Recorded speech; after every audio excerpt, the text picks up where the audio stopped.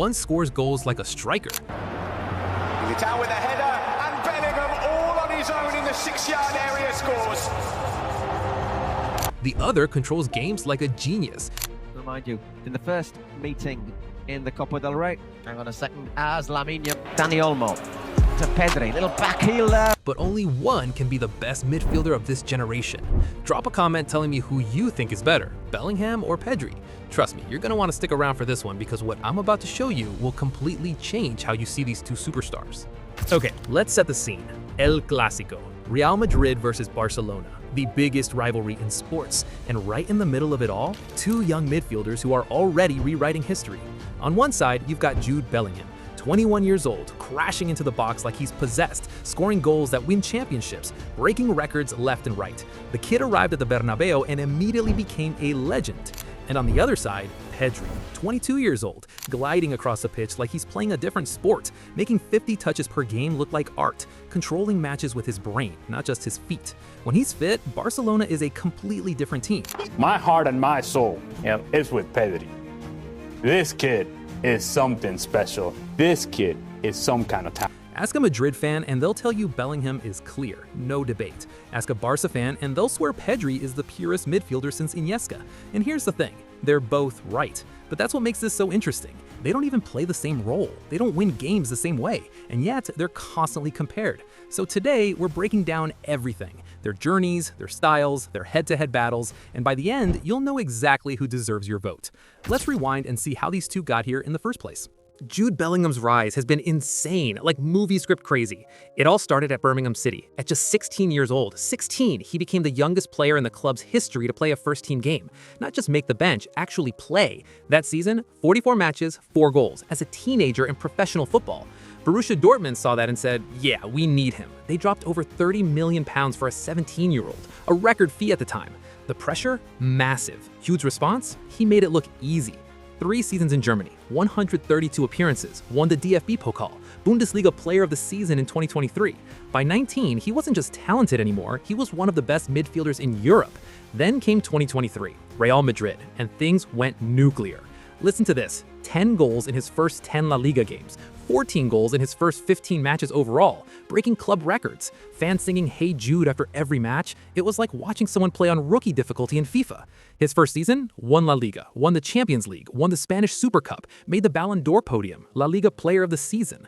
For a debut year, that's not just good, that's legendary. Now, Pedri's story, completely different, and honestly, it might be even more special. He grew up in Tenerife, Canary Islands, and get this, scouts thought he was too small, too weak. He even had a trial at Real Madrid, and they told him he wasn't good enough. Let that sink in. Real Madrid rejected Pedri, the same Pedri who now torments them in El Clásico. But instead of giving up, he joined Las Palmas. At 16, he made his professional debut in Spain's second division. 37 games, 4 goals. People started noticing his intelligence, his touch, his ridiculous composure on the ball. Barcelona noticed too. They signed him in 2020 and immediately he became a starter. As an 18-year-old, he played over 50 matches that season.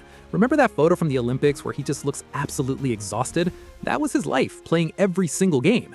That same season, he won the Copa del Rey. Then came Euro 2020. He won Young Player of the Tournament. The world was like, who is this kid?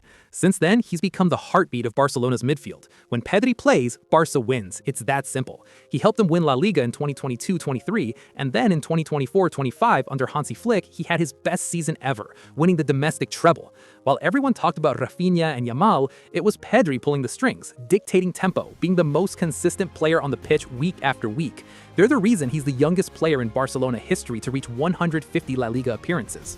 All right, here's where it gets really interesting, because even though they're both midfielders, they might as well be playing different sports. Bellingham is what I call a chaos creator. He's big, 6'1", strong as an ox, fast as lightning, but still clean on the ball.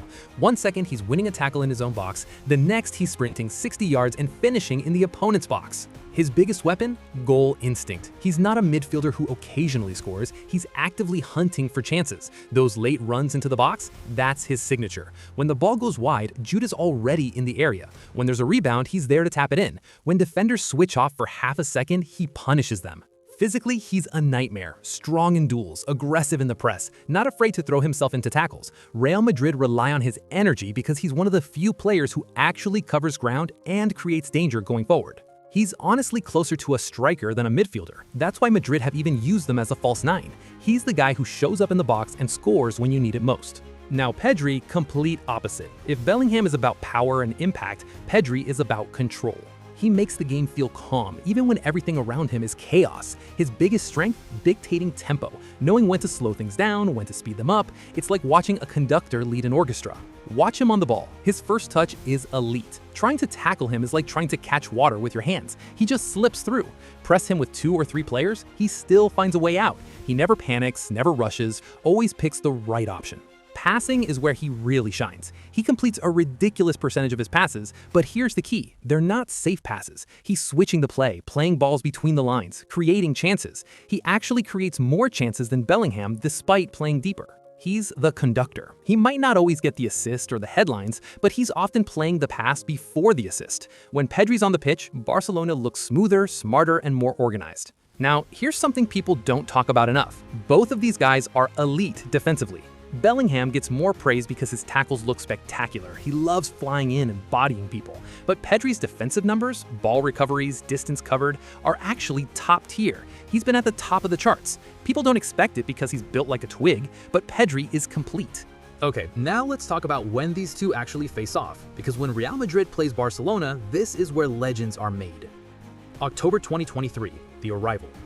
First El Clasico. Pedri was injured, but Jude made a statement. Barca went up 1-0. Then Bellingham smashed a long-range equalizer. Then, in the 92nd minute, he scored the winner. 2-1 Madrid. That was his 10th league goal already. A new hero was born. Spanish Super Cup Final 2024. Both played, Madrid destroyed Barca 4-1. Vinicius got the hat-trick, but Bellingham dominated the midfield. Pedri was there, but Barca got overrun. Madrid's trophy. Final El Clasico of 2023-24. Close game, looked like a draw, then Jude did what he does. 91st minute, dagger. That goal basically sealed La Liga for Madrid. Statement goal, legendary moment. At this point, most people thought it was over. Bellingham was levels above. But then, 2024-25 season, the shift. Barca won at the Bernabeu. Pedri controlled possession, slowed the game down, showed his class. Jude had a quiet night. This was Pedri's world. Copa del Rey Final 2025. This is Pedri's biggest moment. Trophy on the line. He steps up and scores a beautiful curling goal from outside the box. Ran the midfield. Barca won 3-2 in extra time. Jude actually had one of his best performances despite not scoring, dribbling by everyone, creating chances. But at the final whistle, he got sent off for arguing with the ref. Meanwhile, Pedri was celebrating with a trophy. For the first time, Pedri had answered back. October 2025, Bellingham's revenge. Latest El Clasico. Both starting, this time Jude was everywhere. Bodied Barca's midfield, created the first goal, scored the winner. Pedri had a frustrating night and got sent off with a second yellow. The pattern is clear, they take turns being the guy. So after everything we've seen, who's actually better? Here's the truth that people don't want to hear. It depends on what you value and what your team needs. You want goals from midfield, power, late runs, someone who can get you a goal out of nowhere? That's Jude Bellingham. He's your guy. Real Madrid fans will point to his clutch moments, his big game performances, how he can dominate physically and technically. You want a midfield controller? Someone who runs the game, dictates tempo, makes everyone around them better? That's Pedri. Barca fans will tell you he's the exact type of midfielder that even Real Madrid wishes they had right now to control matches. 2024, that was Bellingham's year. 19 league goals, La Liga champion, Champions League winner, Ballon d'Or candidate. 2025, that was Pedri's year. Finally stayed fit, led Barca to the domestic treble, delivered in the biggest moments. The question is, who's going to own the next few seasons? We're watching two ridiculous talents who, despite being stars for years, are still only 21 and 22. They're already elite, and they're nowhere near their peak yet. This debate feels like this generation's Gerrard versus Xavi. Different styles, different strengths, each making their mark in their own way. At the end of the day, any team in the world would take either of them without hesitation. Drop a comment right now, Team Bellingham or Team Pedri, and tell me why. I want to hear your arguments. Let's get this debate going in the comments.